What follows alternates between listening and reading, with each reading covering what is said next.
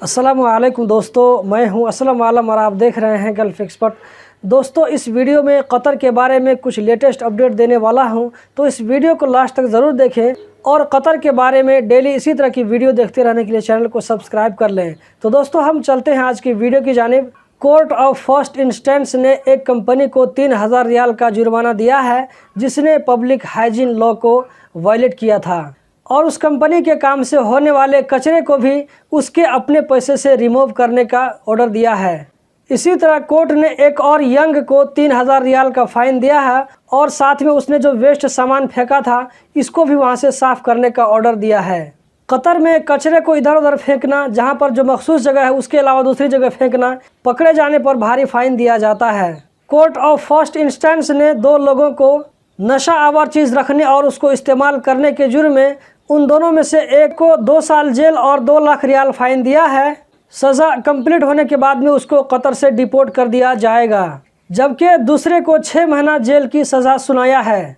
दोनों के पास से नारकोटिक मटेरियल अफ्यून बरामद हुआ था। दोस्तों, आप में से हर एक के पास में एक अच्छा मोबाइल ज़रूर होगा और मोबाइल में अपने बच्चों, अपने भाइयों और फैमिली मेम्बर का भी फ़ोटो ज़रूर होगा।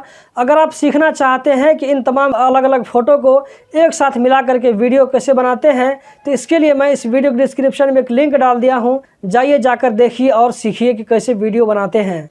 CID वालों ने एक एशियन को बिना लाइसेंस के पैसों के कारोबार करते हुए पकड़ लिया। उसके पास बहुत सारी कतरी करेंसी और दूसरी कंट्रीज़ की करेंसी भी मिली है, जिससे ये अपना धंधा चला रहा था। उसके साथ साथ गाड़ियां और रहायशी जायदाद भी मिली है, जैसा कि आप स्क्रीन पर देख सकते हैं। इसको बिना लाइसेंस के पैसों के कारोबार करने और मनी लॉन्ड्रिंग के जुर्म में इस पर मुकदमा चलाया जाएगा। मुलजिम ने इन चीज़ों को एक्सेप्ट भी कर लिया है। कस्टम डिपार्टमेंट ने ट्वीट के जरिए बताया है कि अगस्त के महीने में टोटल 257 स्मगलिंग के केस रिपोर्ट हुए। अल तमामा वर्ल्ड कप स्टेडियम अपने बनावट की वजह, यानी जिस स्टाइल से इसको डिज़ाइन किया गया है, इसके लिए ये स्टेडियम इंटरनेशनल अवार्ड की लिस्ट में क्वालिफाई कर लिया है।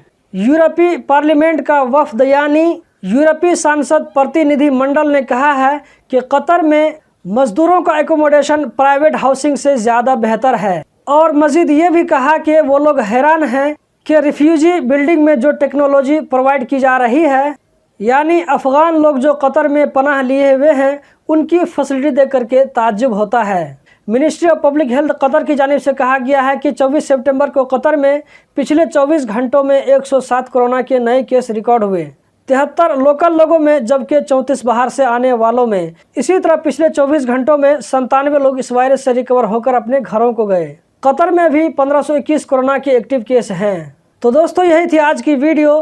कतर के बारे में इसी तरह की वीडियो रोज़ाना देखते रहने के लिए चैनल को सब्सक्राइब करें, वीडियो को लाइक करें। इस वीडियो को देखने का बहुत बहुत शुक्रिया।